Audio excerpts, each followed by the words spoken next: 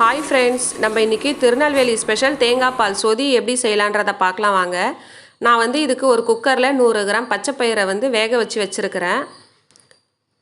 நம்ம இந்த ரெசிபி ஃபுல்லாகவே தேங்காய் எண்ணெயில் தான் செய்ய போகிறோம். இதுக்கு நான் ஒரு வானலில் 2 ஸ்பூன் தேங்காய் எண்ணெய் விட்டு மீடியம் சைஸ் கத்திரிக்காவை இந்த மாதிரி குட்டியாக கட் பண்ணி வதக்கி எடுத்துக்கலாம். இந்த மாதிரி தேங்காய் எண்ணெயில் செய்கிறதோட்டு வாசனை ரொம்ப நல்லாயிருக்கும், டேஸ்ட்டும் சூப்பராக இருக்கும்.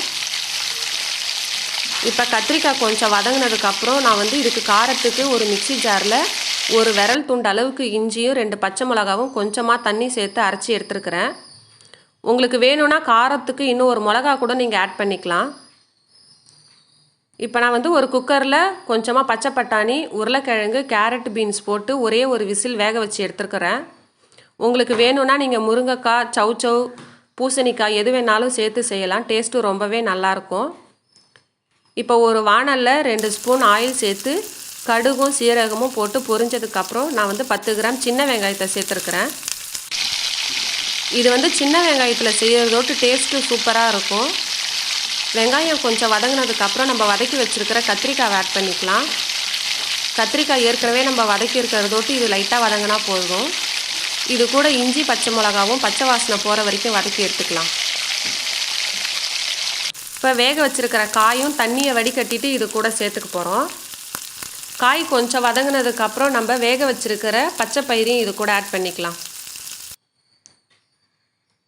நான் 2 பேருக்கு தான் செய்கிறேன். ஒரு முழு தேங்காய் 2 பேருக்கு தான் அளவு.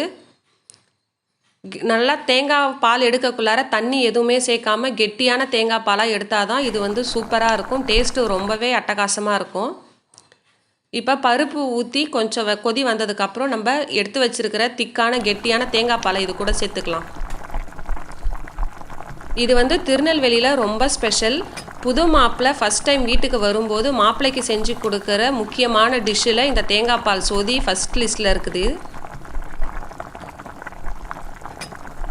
இப்போ இது கொஞ்சம் கொதி வரக்குள்ளார நம்ம தேங்காய் எண்ணெய் மேலே இது கூட சேர்க்க போகிறோம். தேங்காய் எண்ணெய் சேர்க்கக்குள்ளார வாசனையே சூப்பராக இருக்கும். இப்போ நான் திருநெல்வேலி ஸ்பெஷல் செஞ்சுருக்கிறேன். அடுத்தது என்ன ஒரு ரெசிபி ஸ்பெஷல் செய்யலான்றதை நீங்கள் மறக்காமல் கமெண்ட் பண்ணுங்கள் ஃப்ரெண்ட்ஸ். இப்போ நான் இதுக்கு மேலே 1 ஸ்பூன் தேங்காய் எண்ணெய் சேர்த்து ஒரு ½ லெமனை பிழிஞ்சு விட்டுக்கலாம். அவ்வளோதான், நம்மளோட சுவையான தேங்காய் பால் சொதி ரெடி ஆயிடுச்சு. இந்த மாதிரி டிஃப்ரெண்ட்டான ரெசிபிக்கு பார்த்தா விலாஸ் சேனலை சப்ஸ்கிரைப் பண்ணிக்கோங்க. இது சூடான சாதம், இட்லி, தோசை எல்லாத்துக்குமே சூப்பராக இருக்கும். Thank you friends.